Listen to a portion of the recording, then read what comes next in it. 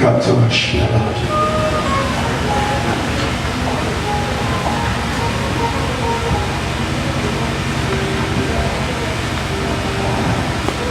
Today is day 4 of the program. It's going, by the grace of God, Friday will be the last day. He showed himself to those who serve him.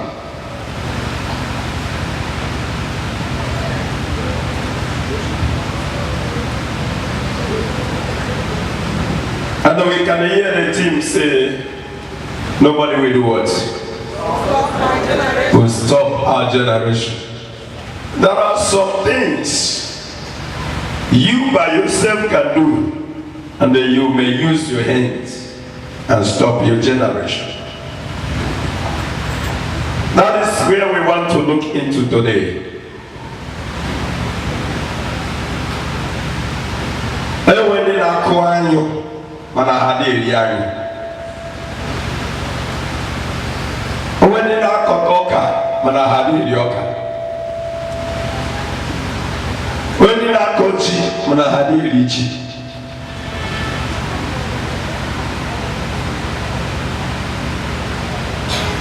Hallelujah.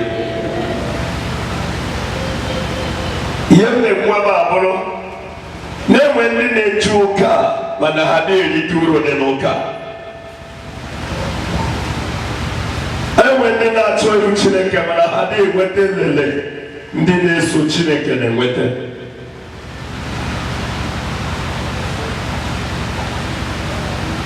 It's maybe you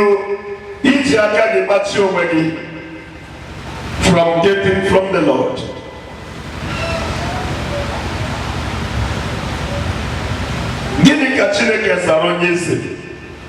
We always read that place. Asia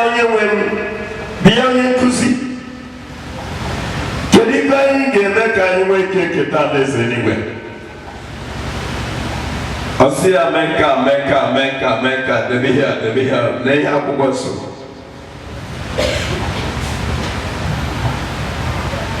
Along the line, Atuaria was here. Now you go, even Midorina, what will be war? They treated the team at today's program, today's topic. As is now, what will be war? This is from now on. Here in Nago, Edoberum Hancha. Aquam so see na Jesus Christ so Nisia Ledianya. Operation Punio, Probezo, Puginim, Obi Begani, Toyo, To. Kamasia, Mado, 2 years for the road. Yes, the nature maybe not 2 years only put on for the room, maybe nowhere no. For the church, I say I am to go. But here, only say when it came on, when you could see a warrior, good night to Jesus, not here for the Bonique, Jella, Konobagani, they were a gear again. You move when ye. If you are so well, kick it okay, let's anyway. Then what? Can you topic it that I'm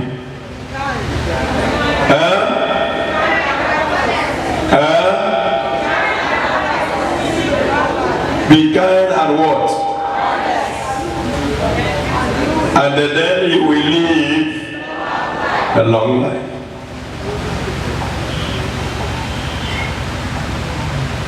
Be kind and honest. Bologna neme sama de mesoma. Bologna ne kwezuku. Bologna okuya na naba. Oyo okuya na bunye. Ugo Yesu mume. Then you will live long.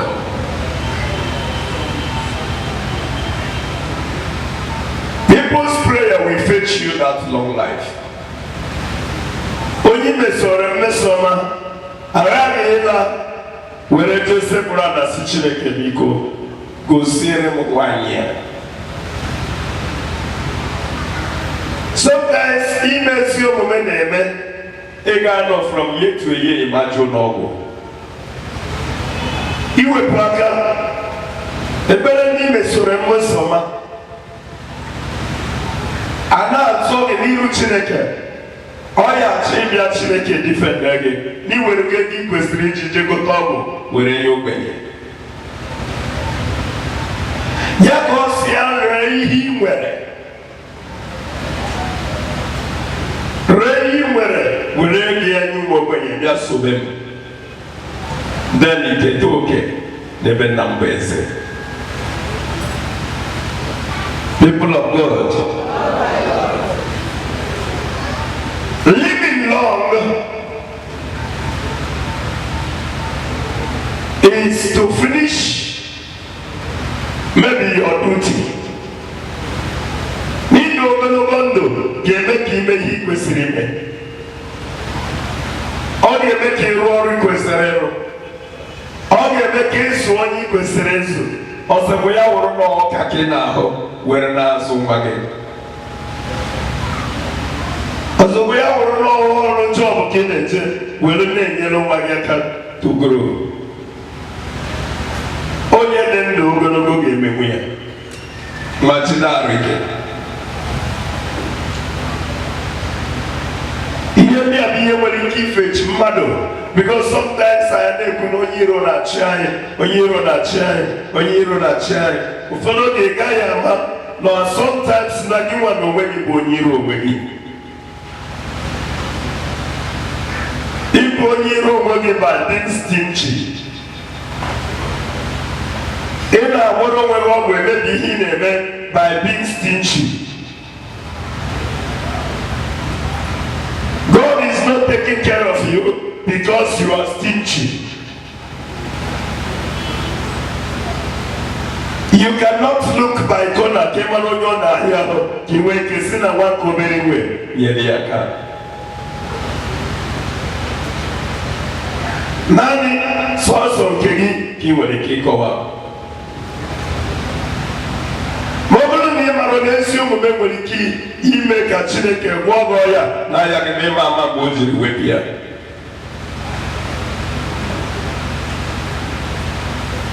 Ya mere o ji sị na ngọzi ga-adịrị onye agha na-enye enye n'ihi na a ga-eme gịnị? Na ngọzi ga-adịrị onye agha na-enye enye karịa onye agha na-eme gịnị? Na nara nara n'ihi na a ga-akpọ ya nwa nke Chineke.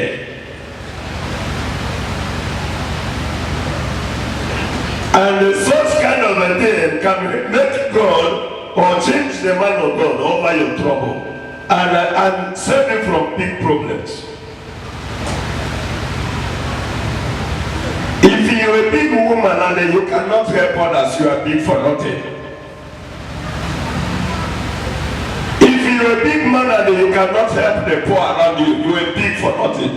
Big man for nothing.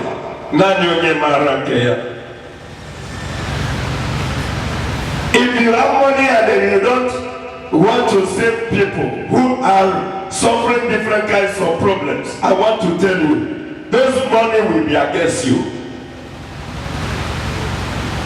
On the day this money will turn against you, you will never believe that's not going away. He can tell you but you will not find the person.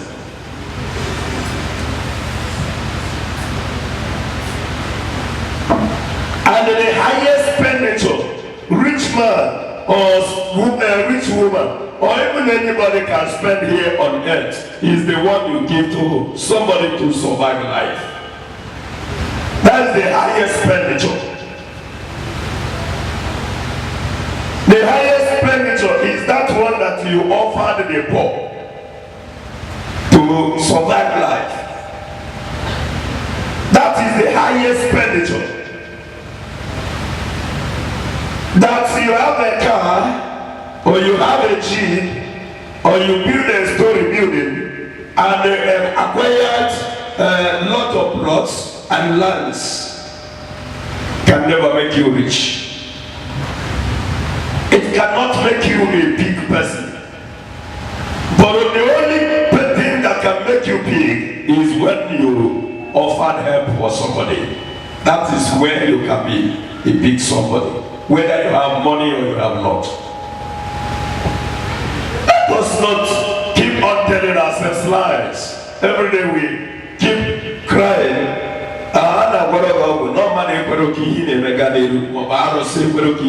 Let me tell you.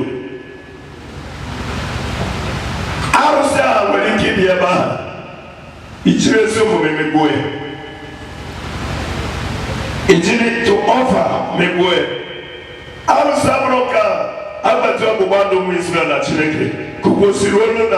the land of influence and where they go. Then I knew Chineke. Midianites, all Kano Agara Gideon, Yaje were Amali Quatu.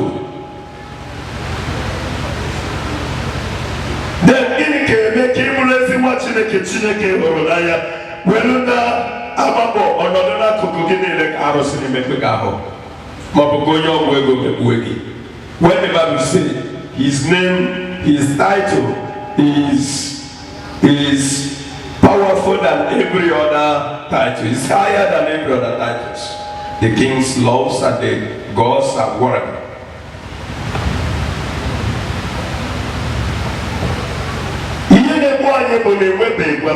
Or one Kobera cannot do. In this salary, I know it is 15,000 naira. It did not maybe reach anywhere. Wow. In this salary, I know it is 10,000 naira. When it goes,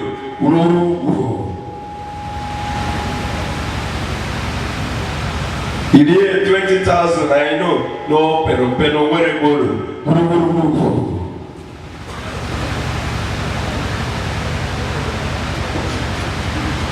In the landlord, I told Sisaro, Openye Habina, the kitchen line here in Europe, Macano Ogono, Ogono, America, 1,500 naira a month, times 1 year. How much? How much is that?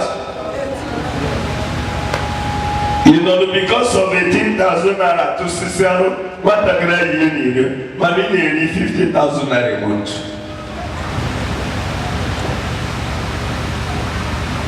But he sustain that child is 18,000 naira 1 year. But they were nearly 50,000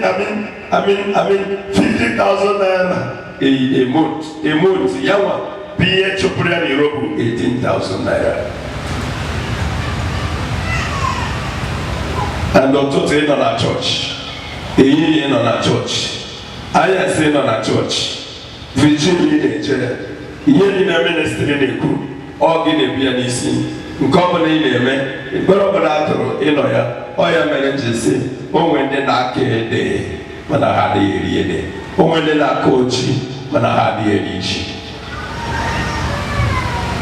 Because if you can be doing something like that, in the people's of it, or doing a little Ruya, Nakage, Ogin, and the Imagine so hard, had a because if you favor other people's children, expecting that when your children go to Lagos, favor will reach their hearts. But if you are stingy for other people's children, your own children are growing. When they travel, stinginess are hazy. Trust God. Trust Him. But you can't worry. Before Maka get touched, you the love the Hage, the video never Konomagia enjoy, Mopono Yibuluche, before I get to Onaragia lose weight, so that your children will suffer exactly what other children suffer under your heads. If you fail to favor somebody, favor will never come to your way. For instance, can we wait till you when you not be a terrible here, or wrong woman when here, or what you tell you? Come to me about what people mention.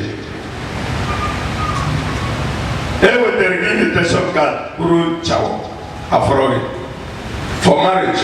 Wetere gị invitation card child education bụrụ chawo ọdagbo afọrọ gị mbọsị ya. Wetere gị for burial bụrụ gbawo onwere onye fọrọ gị na burial. Ihe niile ndị ọzọ a na-eme ọrụ mbọsị nwa gị ga-agba akwụkwọ inye ndị mmadụ invitation card onwere onye ga-afọ ebe ahụ were ire gị gụọ eze gị ọnụ.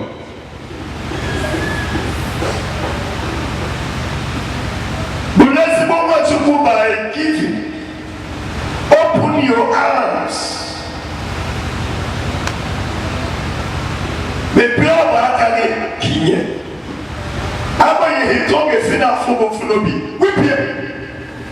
Ọ gaa n'afọ gị fulobi bụ the real sacrifice. Nke anyị na-ewepụ n'afọ gị fulobi bụ gịnị? The real sacrifice. Because he may make you whip in that one man or welcome, one man or Bancano. Hey, what a career! One that she was clear, and open some. Bah, come for Bologna cup. Now, open so come on, can't you win music in this month? In one was in a car, or cannibal, the real sacrifice. You offering to the Lord.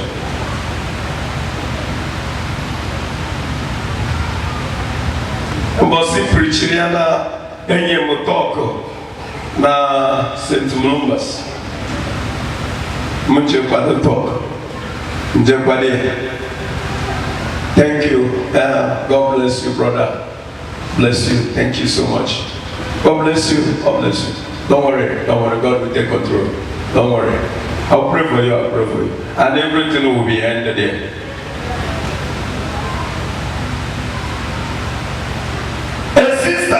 Ihe chiri si oziọma bụ one thing na-enwere mgbe o chidere m n'anya elu n'ala enwere osi ọsọ ngeme.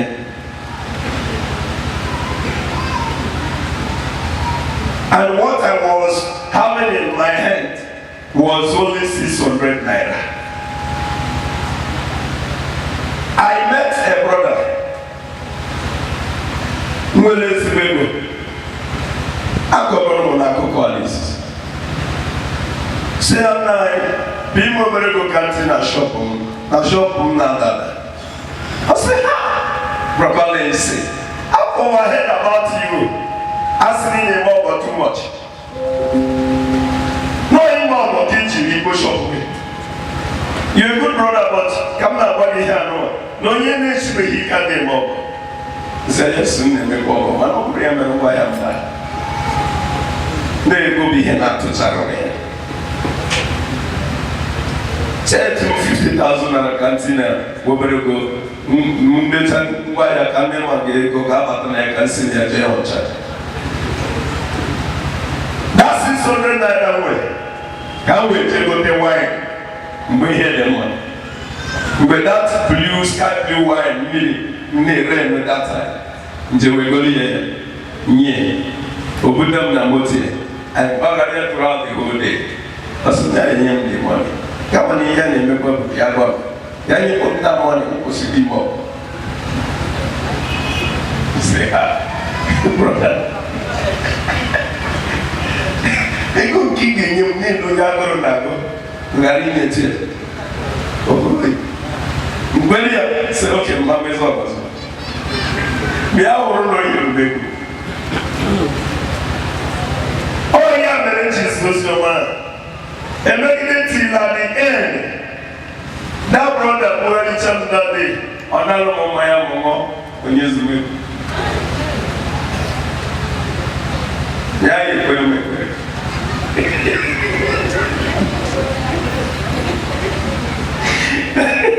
Hallelujah.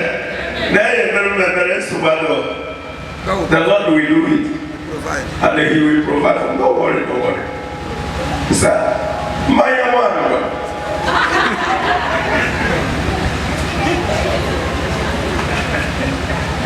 Amen. And that was all. I am talk, trust me. Did you pass?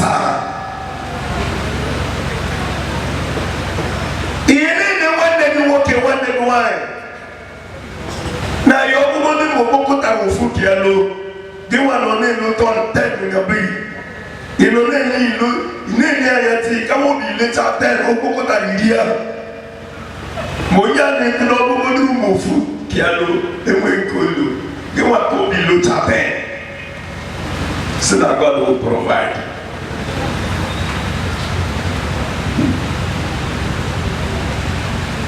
Even before Jesus Christ, because Maya calls for 5,000 people. Oh, man, man will be Achitani. Man will be Rasu. Before you want to say, I can't one day God will provide and nobody will hear you. And he made no title of giving to that brother. How can God feel happy with you and bless you? You see the reason why people's prayers used to be handled. You see the reason why man can weak and man on your ear, Dana Nukoya, Chukwamaka Tiasu.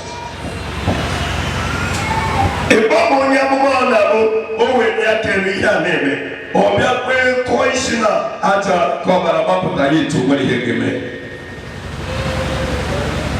Because God may be angry with you. That man said, now you go, I want to reach heaven. I say, I'm ready to keep making it down this way.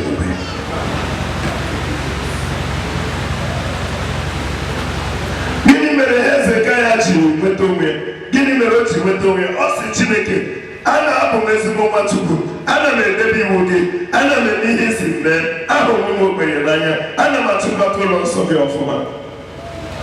Chukwu lee ya ọ bụrụ eziokwu, ọ sị aza ya, chi azụ jesi ya na ị ga-adị ndụ.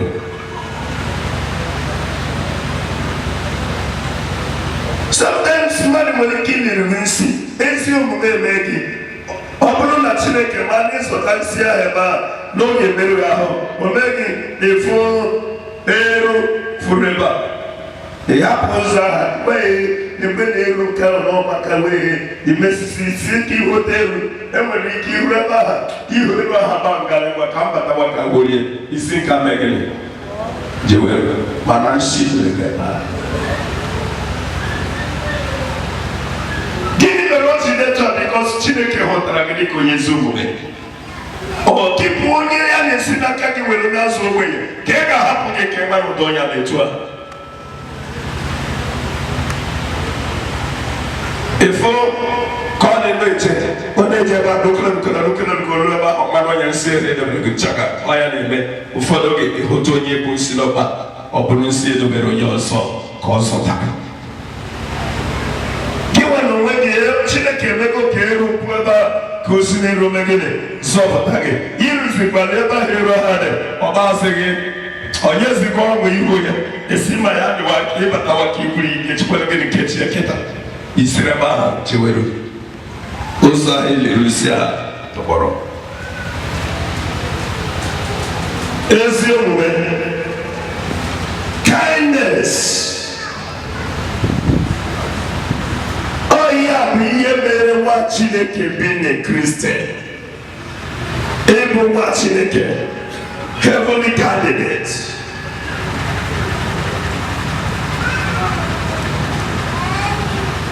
Ọ na-ekele etu a nọ na agbata m ego na-esi m anya etu a sị na mba pastọ ọ bụrụ na mama gị otu m ga-ama na afọ ejugo my church m ga-afụ na afọ ejugo my church.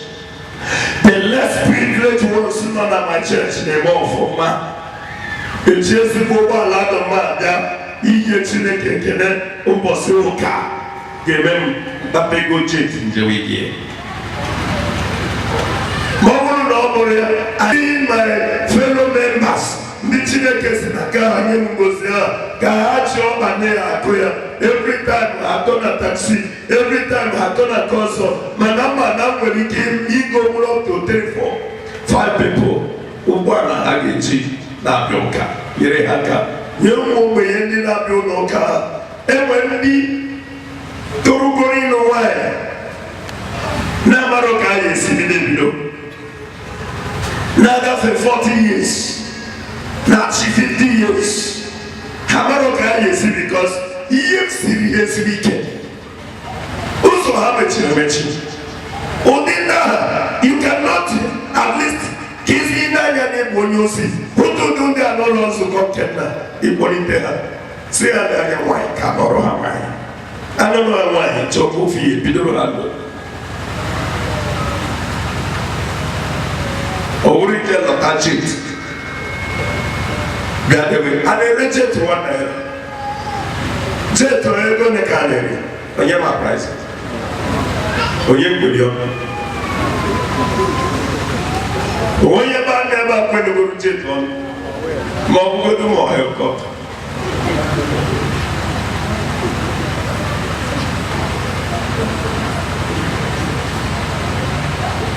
Dika na wage esi umumene yemaka de nwe katineke na padage efriye ne nakita araro awo mado raro na bale na bo before ototo omoko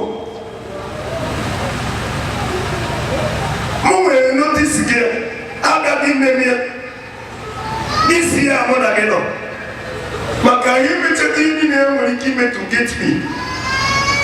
Immediately we had that 2 times helicopter. I saw myself can't Muso. Sina I can't I am turn out to just remember Ketebena's flyer. Come this name just remember Keteba. Then the ready helicopter called her. Keteba Hano Toya bomb to me. What an issue. Bobo Hatu. If I didn't tureba we will form it today. But a man of me, and oh dear, being a moment, say, man, and more, no more. How will take it? You will not wake up again.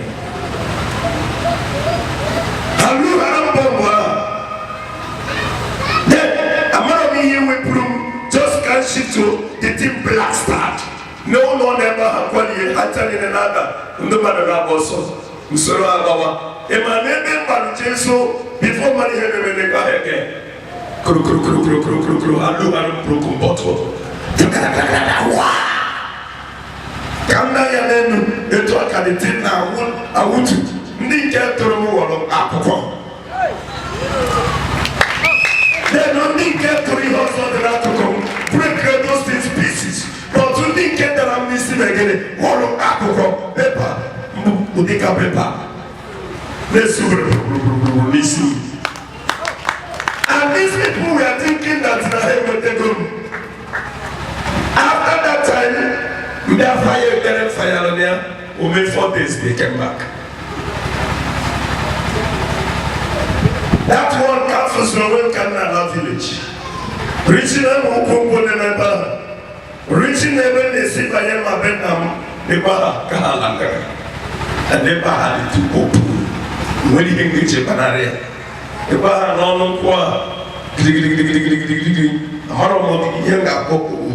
I cannot even know. I don't know the kind of the sharp object, how this thing, how this thing, but the whole thing when I hear me enough more put on the chubu in our manabosa. Who did have you will not wake up again. They have picked your spirit. More Chiazon and your flesh will be destroyed here, and then you can never come up again.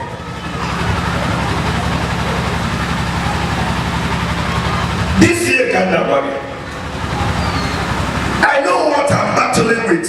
This little one I never take here. Around all of us here. I know what I'm battling. Nobody no pay. At least nobody no thinking Jack and Bossy or Kenny name. Nobody never give me at least 4,000 naira. Look at the already 5,000 naira. Now one night went to him. I know that me no do very big because I'm no president.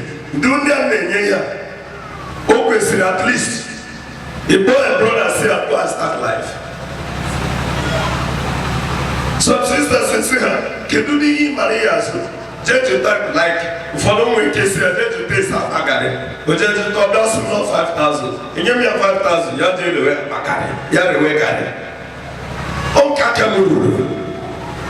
What about that? Just Maria na ne ra orange. O je go ta je se ne pepo na ne.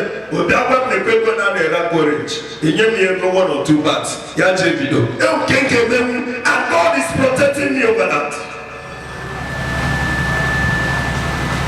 How can you be seeing the children of God around you and then you will be, you will take chakugo. You will eat, test it. You will live long. God will protect you. God will fight your battle. God will attack those who attack you. He will say, no, you don't deserve to die. But this one will grow. Give me, I know. But somebody gave to you. Sometimes it might not really be that God for a purpose of yourself. He may give it to you to someone behind you. Give out. Then the Lord will shower you blessings. Another may go local. Another may go someone around you. Look at the street where you are living. There is no way you cannot find a less privileged one there for you to say, Pierre, come and take 30,000 naira. Everybody believe it. You open a fruit in here. Just this is when I a gallon of 20 mass was it? Inch oil. Came up away big and it be. Kasineke binigwe kwa toki. Nyema dondo. Kasineke nyeke wando.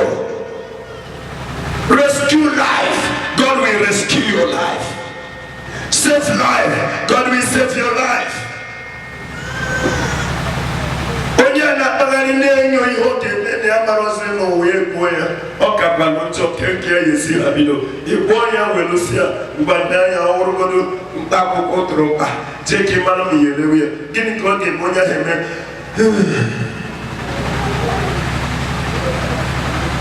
Bao Kuterume, Kupu Pipi, Kutumendo. Give a cook in your room for you to continue living. It's the Tinazo. In our member also, they are running a bit late, but in a church late. In a area, Frembo way to the Sheba Cocofomo. The Trevigan, the Vendor, more jealous as to. But anyway, can watch the castle. What I created for a Yamaka. Help others so that you will be heard. Lift somebody and God will lift you. Give someone's life.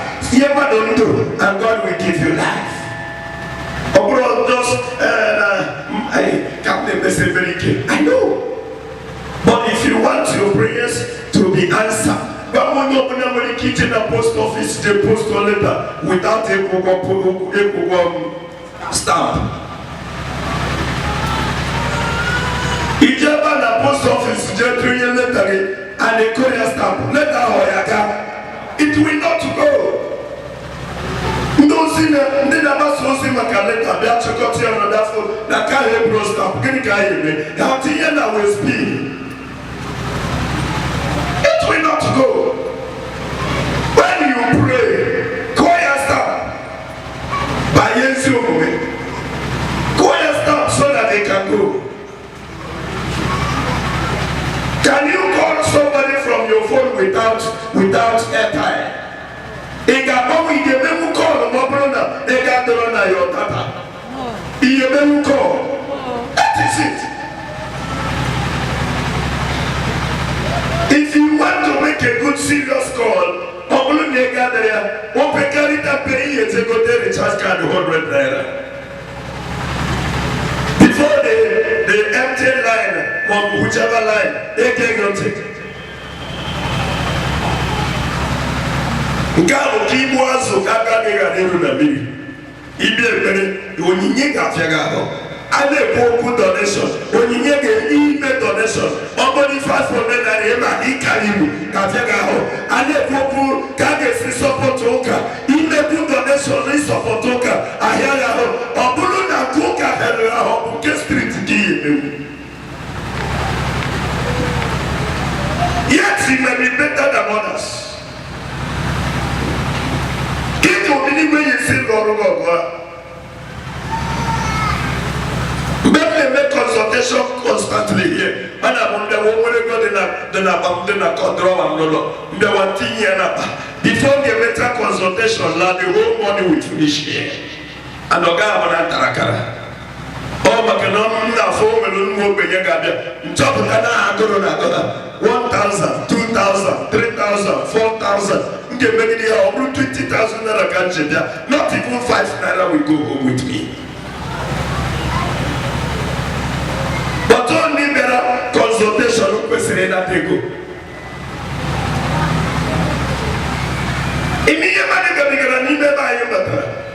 If not the mercy of God, when you come Equeba today at the 50th year of this time, I never.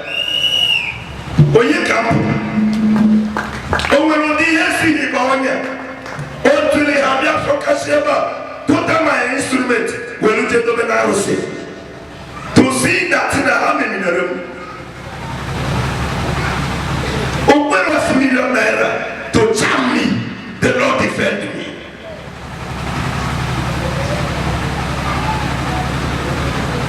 Gini senda awo na ota no kenye tabu o winkira for one gate mama na cafe little these expenses then when God is protecting you because of being kind to people then your life will be going onye nwura wadendo yes because na dendo oya mere more protection can you mi patalu di kota nanale e me sipere ka bonye mura mi patali shike tenyu mobe e me sipere ke megele e ka bonye mura mi liro na nege e ka la pare mi nyeru mobe e ka la pare it's so that your life will last. Yeah, for somebody, God now be good to obey passing a hundred. No. The man in Jakarta, the doctors and us who use Onyenka. When you're prognosis, we show banky and our. When you're prognosis of banky and our. When you're not with that kind, when you got your mama to see a lala. Oh, 1 year, maybe at all. Oh, here, but Taboka. Chineke kwena Chukwu kwena biko Chineke ono na ineni yako na gana mero ni nekwu okwu na ya anyị na-akpị okwu nkanye ineni yako na gana mero ni nekwu okwu nkanye ọ bụrụ bụ ya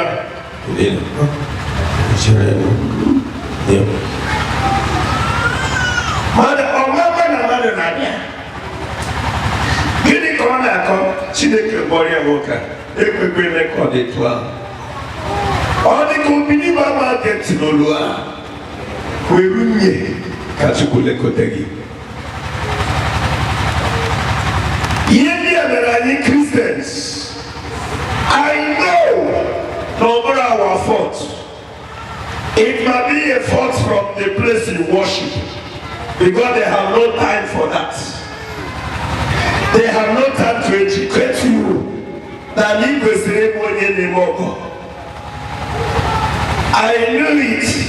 It may be forced from there.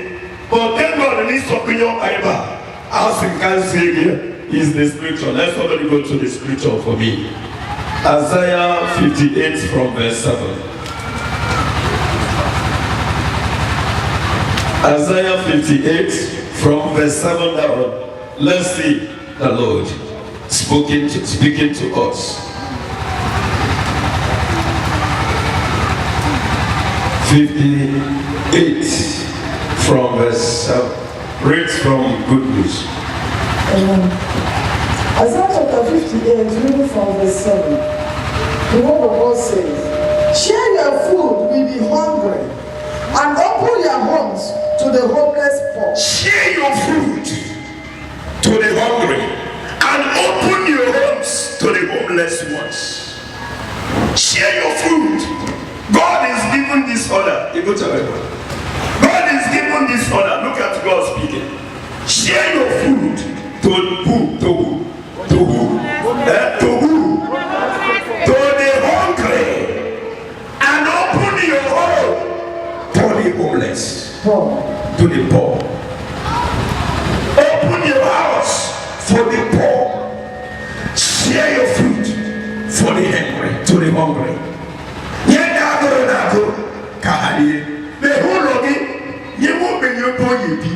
They are not ever know. Share your food.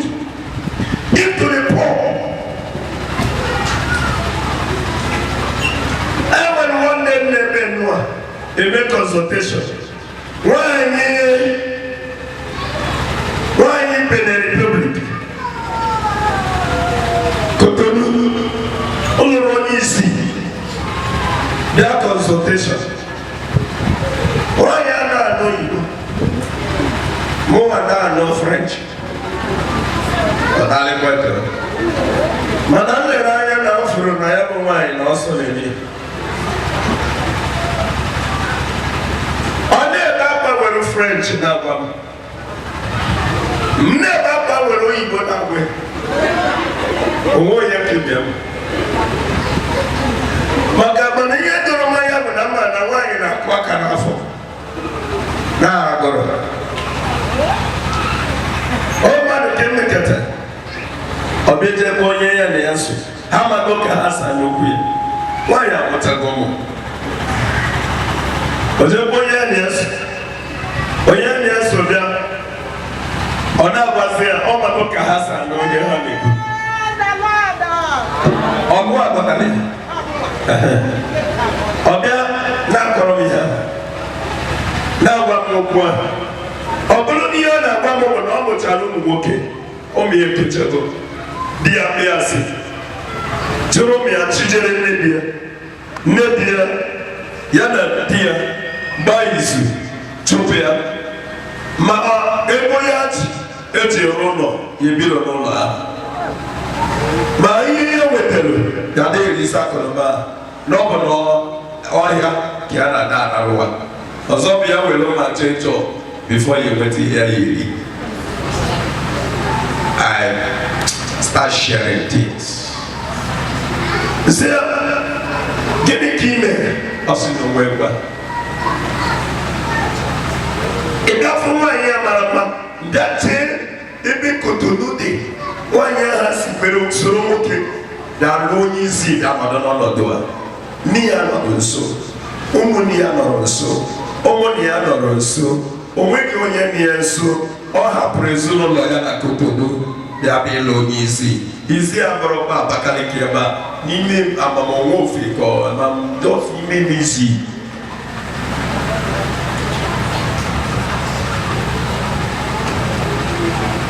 negide ya nsachịba akpa m. I empty my back, my pocket for her. In the year of the ministry, I'll be good ever. Not chicken in your academy, Paramumba, but Adama Makusia. Due to turning the money, a kitchen in Yaka.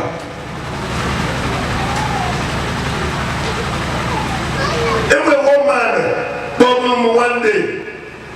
Mgbe anyị tibere uche n'ịchọ ka anyị ga-esi ise wutetue ma ọ bụgodiri $1 maka ala a na-achọ si m na ya amakwa ka anyị ga-esi na ụgwọ na-achị ya adị nwunye ya nwugo o ji 4 children and 4 children na-anya na obi msi aka ihe ị ga-eme onwe gị nwoke anaghị Abuja kịta chefuo ụmụ maka ihe adịgo mma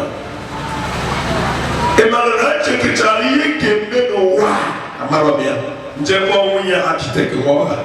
See, I'm paying $200,000. Obiam 200,000 je kwori ogo no.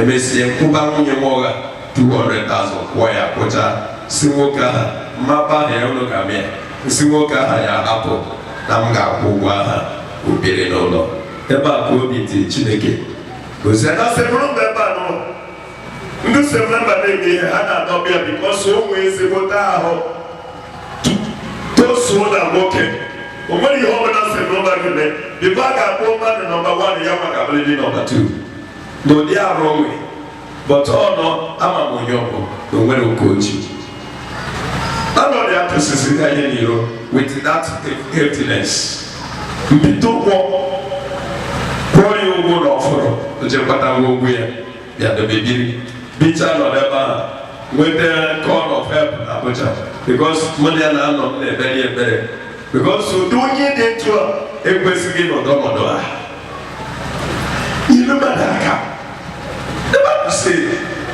share your food mụnwa akwụkwọ onye kwesịrị ka m na-arahụ n'ọrụ ebe a ọkpa ichidebịa nnata gị uche ọnụ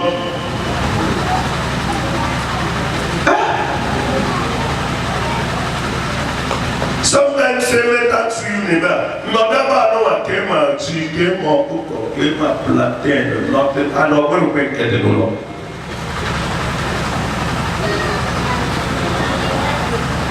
ihe njem ya bụ living exemplary life onye na-ararọrọ abalị na-ekwe nsu mere ya ọbịa ọ bụ na okwu a na-ekwadoro ma kedu ihe mere o ji atụ ụra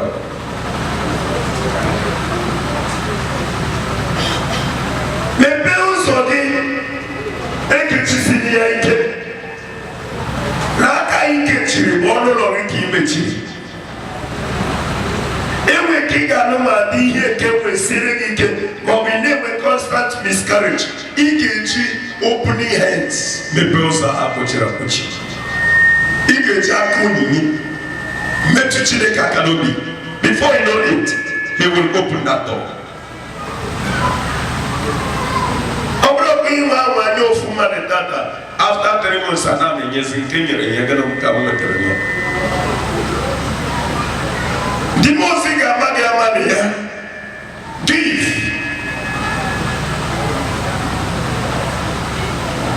Think about the good welfare of another person. Never call back on yourself.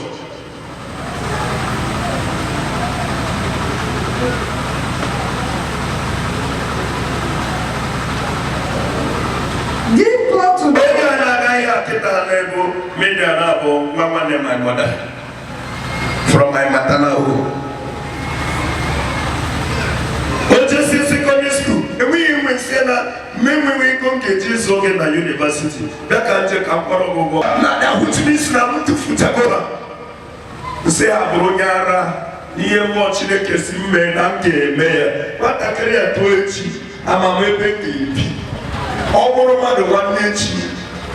Ọbụrụ onye na-echeta ochete n'ọmụsị na-eke akwụrụ mmadụ ihe m na-eti mkpuku m nye ya ka ka mama ya chọtara ego ya ebi emegide ya ahụ ka m na-achọpụta gị n'ihe ha na-eme ya ahụ ofu nwanne ya sị m ya jegbu ọgụ bute ego na ya nwere onwe ya mụrụ ọrụ ya mụọ ọrụ n'ọgụ ka ya ji bụ ụgwọ ọrụ kedu ka ụmụ okorobịa ahụ etu a ga-esi nọdụ ndị mmadụ abịa tụgharị ego na after otego ka ya ji bụ ọgụ bute ego ya ji bụ ọgụ ya ji ọgụ cheta ego ya o mgbe m bịara lee anya fụ na m akpọbeghị ya ka ọ gbagote na-enye ha ọgụ ka m tabiri eriri ọ bụrụ nọ na kichin ka m bi ya bịabiri ma bụbụ ọrụ boya si akọbọ obido webe iwe ndị ọ na-asụrụ m echi taa open your house for the homeless si ọmụ adịghị eme ọgọ na ọ na-atọ ụtọ bọtụ jisi ike merie mmụọ gị ma ọgọ ka dị n'ogologo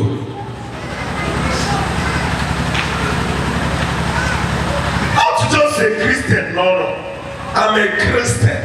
You go to church every Sunday. I can pray. I say my 20 ticket of rosary. I say my 40 ticket. I used to pray 100 decades of rosary, and so what?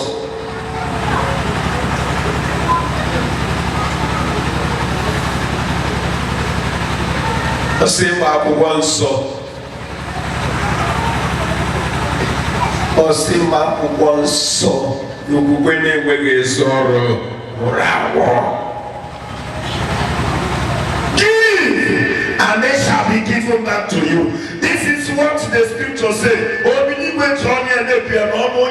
Isaiah here, Isaiah 58 from verses 7.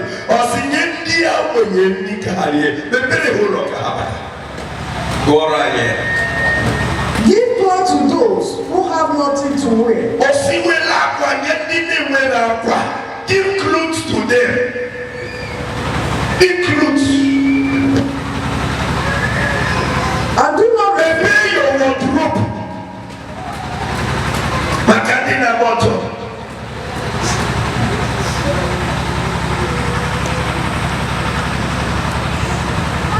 Kita wana na enyo obla na izi no kreka babale na street anyama kusigonye bobonye ogbe. Ngombo ogbe ye mere mmadụ ji eyi debela biscuit. Ka ọ bụzi to be smart ọbụ. Makuzi mu ọbụ to be smart man. Ka ọ bụ to look sexy. So that they will look sexy.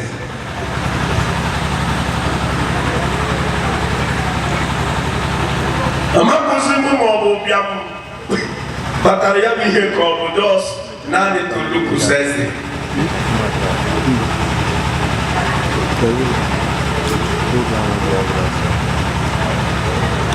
He didn't look at my sexy, my human spirit.